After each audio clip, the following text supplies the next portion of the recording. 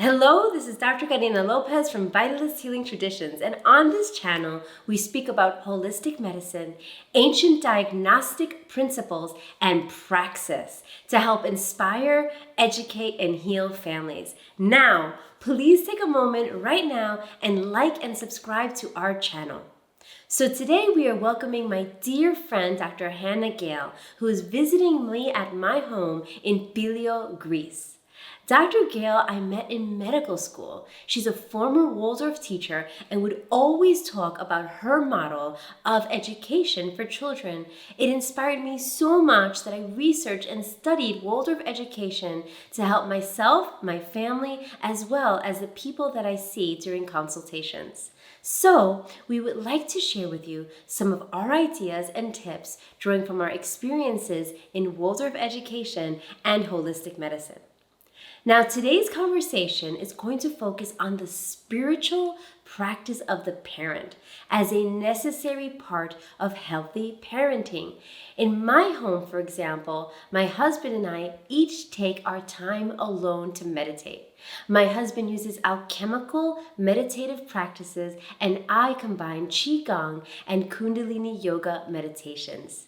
These times by ourselves allow us to continue our personal development, which we bring back to our family. It is such a necessary grounding component for our lives that I want to extend an opportunity for other parents to prioritize their individual spiritual development.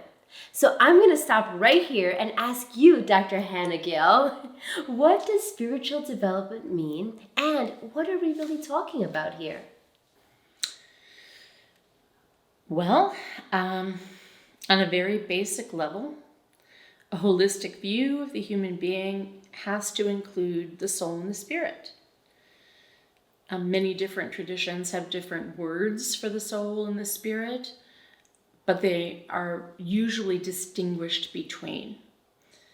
The soul is more of the emotional part of the human being, the likes and dislikes, and maybe the part that appreciates beauty. And many things we do with our children help develop our souls. For example, making beautiful crafts together and enjoying nature together. But the spirit is the most individual part of each of us.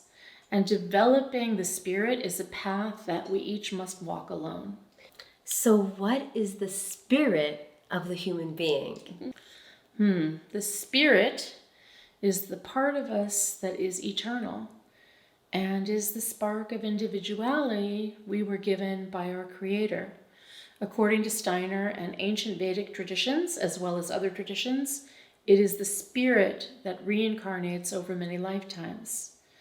Connecting with this deepest and perhaps highest part of ourselves is difficult and powerful.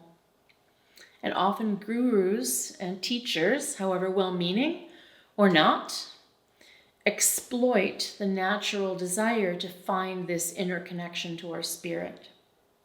So Rudolph Steiner gave 6 protective exercises to ensure that the seeker or the initiate is protected against the possible pitfalls and exploitations that individuals might encounter on their path. Beautiful. So I have to say, my husband and I have these exercises we do. And of course I'm cheating because I did start the Steiner meditations at the onset of my friendship with you, but let's pretend I didn't. Can there be some worth to someone who already has a practice to also implement the Steiner exercises? Yes, because the 6 protective exercises allow you to develop your conscious mind, your conscious will, and your conscious emotions. And this protects you as a parent from unconsciously harming your child with unclear thoughts, actions, and emotions. Okay, explain that a little deeper. The easiest one to talk about is equanimity, because if you can't consciously control your emotions, then you will be reacting unnecessarily all over the place with your child. Control of will allows you to develop focus and follow through so that your child then develops their will in imitation of yours. And control of thought allows you to develop clarity of mind so that you can see deeply what is behind things and are not taken in by superficiality or by things like advertising or propaganda. Okay, let's go through these exercises because we need to hear them again and again because this is life-saving, honestly. I agree. Let me start by saying that each one of these exercises is practiced for 1 month, for a total of 6 months, and then in the 7th month you rest. So what I love about this is that it follows the course of the ancients. I mean, you look at Kundalini Yoga and so many other traditions based in ancient practices, and in order to really take it in, you really must do these exercises at least once a day for a month without skipping a single day. And if that day is skipped, then starting over is absolutely necessary.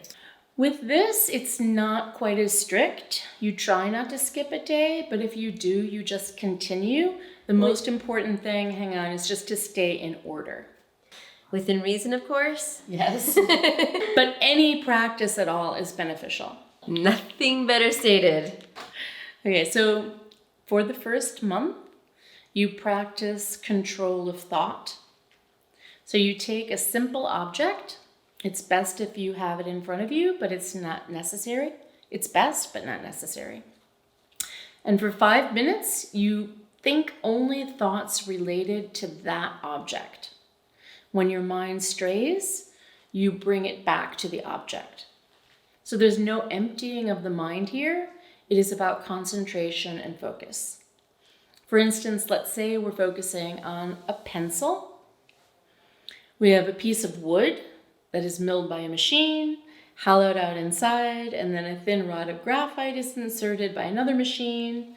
The wood is beveled to help your fingers grip it. The wood is painted to protect you from splinters. Sometimes there's a rubber eraser with a metal holder connected to it. You can think any thoughts about all of these things. How the rubber is collected, where the metal comes from, what kind of metal it might be. Thoughts related to graphite. What kind of wood is the pencil made of? There are many thoughts and questions and ways that your mind can penetrate into the reality of the simple pencil. You can also think thoughts about the origins of writing and how pencils sit in the history of writing implements.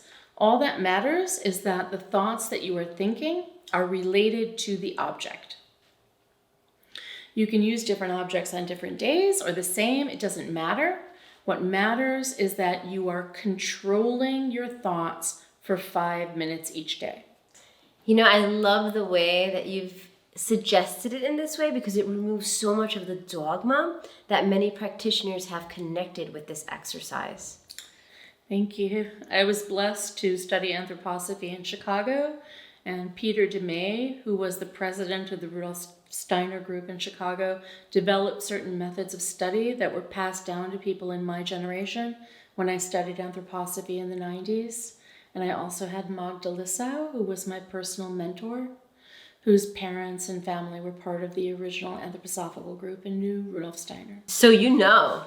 No, I know how it lives within me. Let's just say that. Okay, let's go to the second month. Okay. So the second month is called control of action. And there are 2 ways to do this. One, I learned this from David Brewster, who was the leader of the first class in Chicago. So one way to do it is you pick a non-productive action.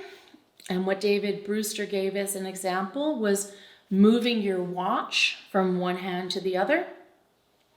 And you have to do it at exactly the same time every day for a month. So you pick, let's say, 2:30 p.m. And no matter what you are doing, you stop and switch your watch at exactly 2:30 p.m. Another way to do it is, again, pick a non-productive activity. David Brewster's example was running around the kitchen table, and you have to sustain it for 5 minutes.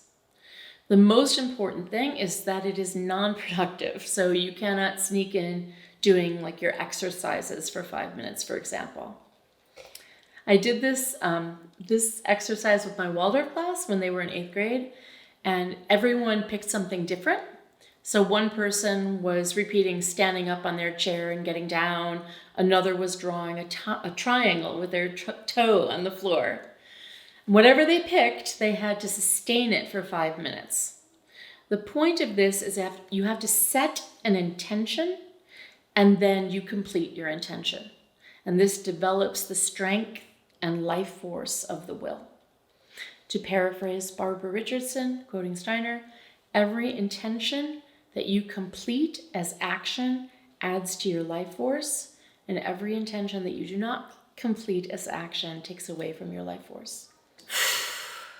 I've heard you tell me this many times over the course of years in our conversations, and I'm always filled with guilt as a person who's vata and windy. It could be so difficult to complete intentions. And that is why continuing these exercises throughout your life is so important, because you learn not to wish for the moon and make irresponsible intentions, but instead become more focused on actions and things that are actually doable and you can bring down into the world. You're right, and the practice of these exercises has helped me so much to ground and do exactly that. And I've learned as an imperfect human being that these practices really are lifelong.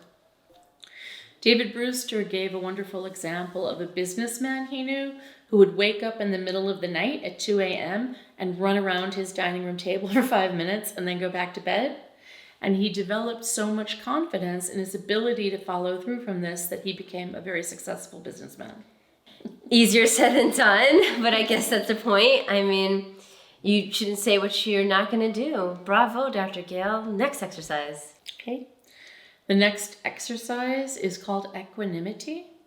During month 3, at the end of the day, you review the day in your mind, and anytime you became extremely emotional during the day, you try to think of what you could have done to be less emotional. So for instance, the day that I got married, I started crying before I started walking down the aisle. That's so sweet. Yeah, but it didn't look so good in the pictures. It was just being with my father before that walk down the aisle undid me. Aww. Well, I can tell you I didn't cry at all during my wedding. My mother and my father were rowing me to my husband who was waiting at the port, and as we were going to him in the boat, and all they could do was fight. It's hysterical. It was.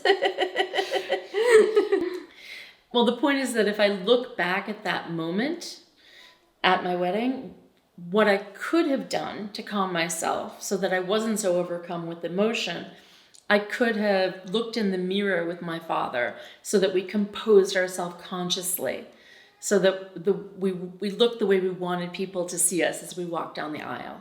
Or I could have prepared something to say that I'd rehearsed to calm me down.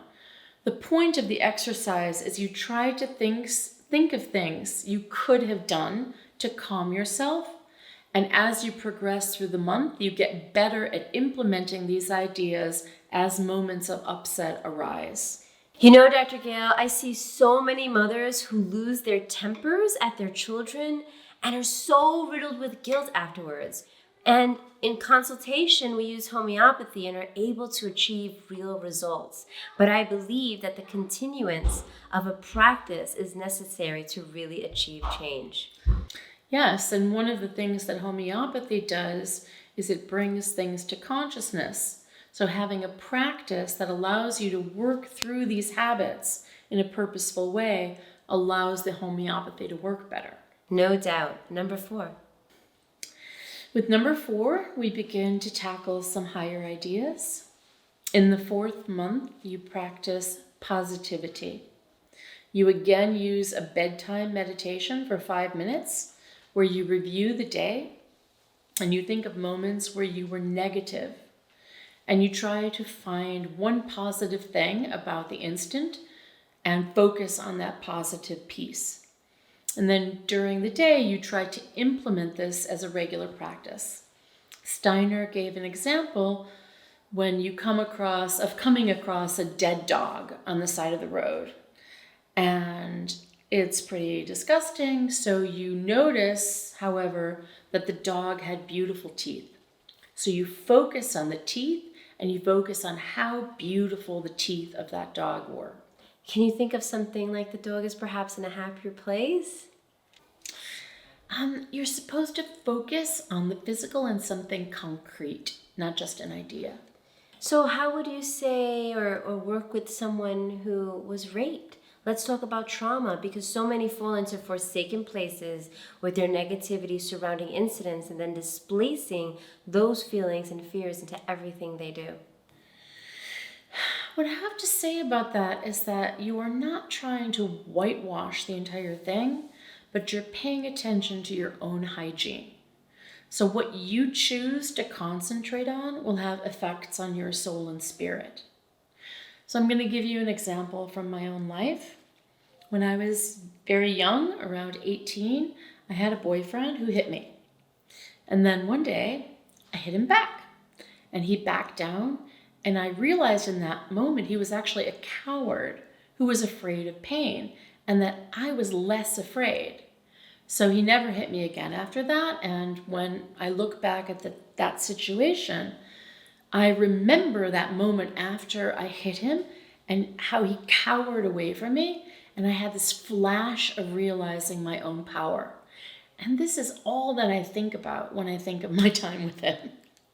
I find that great. And when I think about my own trauma, it's, for me, how to reframe it is to think that I'm able now, because of my trauma, to meet people at the table with their trauma and be able to have a positive and practical way to help others. Yeah. Another example is that I have to work on my earliest memories of my mother, because I have some anger from these very early memories, and I purposely try to find positive things to focus on as I work through these memories, and I do it on a regular basis. It keeps coming up, and I keep clearing it with practicing positivity, and it keeps getting better and better over time. And that's why we utilize these practices in a rhythm daily with integrity and love. Because, my favorite quote is, if you heal one life, you save the world. And that's from the Talmud. And these practices are very special and healing for so many. I just want to add one thing, that the nightly practice of positivity during the 4th month is only about that day. Like, you're reviewing that day and things that made you feel very negative. It might have effects that extend to other areas of your life, but you're only concentrating on that day. Now, the 5th exercise is open-mindedness. And again, you do a nightly meditation where you consider moments in the day where you had a strong opinion about something, and then you try to find a way to consider the possibility that you might be wrong. An example of this that Steiner mentions is someone comes and tells you that overnight a church tower began to lean like the Leaning Tower of Pisa. Now, you know that this makes no sense based on the laws of physics and architecture, but you try to cultivate stopping your automatic judgment and leave open a window that there may be something about the situation that you don't know or fully understand. I would say this is high time, Dr. Gale, to begin releasing our judgment, taking in different opinions, and really centering and trusting our own intuition. Yes.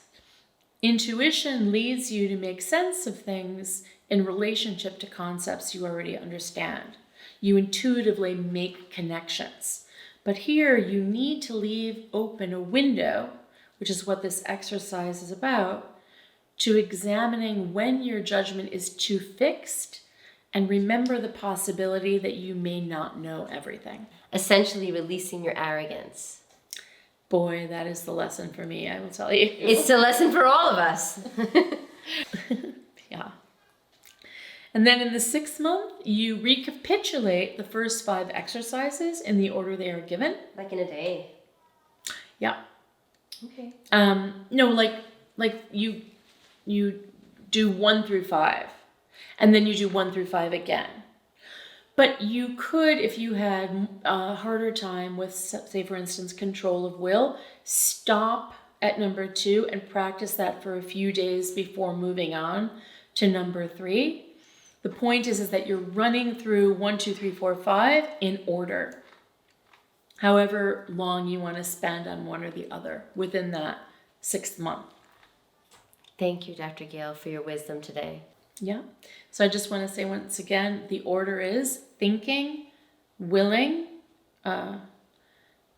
emotions, positivity, and then open-mindedness. Thank you, everyone. This is Dr. Karina Lopez from Vitalist Healing Traditions.